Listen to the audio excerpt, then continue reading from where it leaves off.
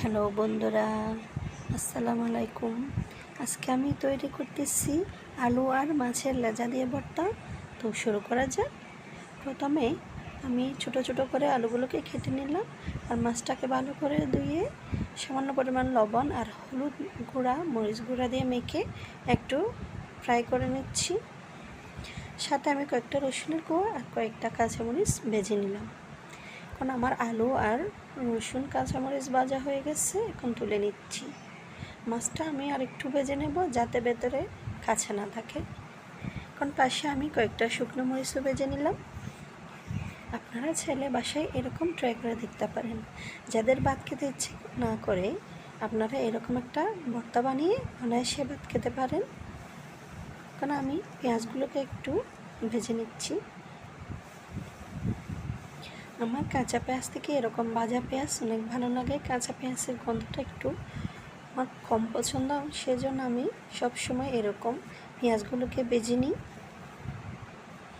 আমার বাসায় তো সবসময় প্রতিদিনই একটা একটা ভর্তা আমি তৈরি করি, সেগুলোই আপনাদের সঙ্গে শেয়ার করতেছি।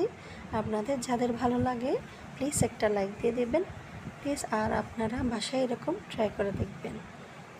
এখন আমি সব কিছু একটি শিলে নিয়ে নিচ্ছি।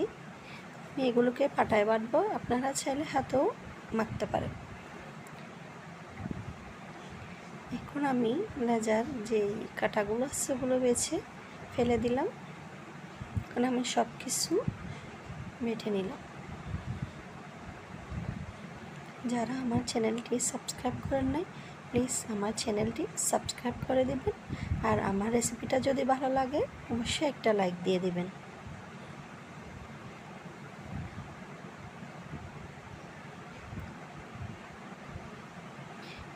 আমার একটু দানা টাইপের রয়ে গেছে, আমি আর একটু বেটে নিলাম, একটু মিহি করে বাটবো।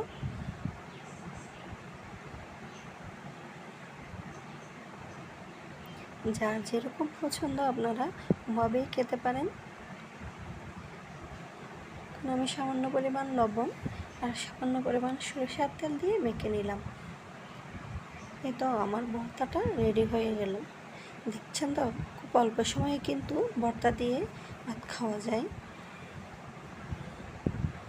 তো যাদের ভালো লাগবে অবশ্যই একটা লাইক দিয়ে দেবেন। আজকে পর্যন্ত সবাই ভালো থাকবেন। আল্লাহ হাফেজ।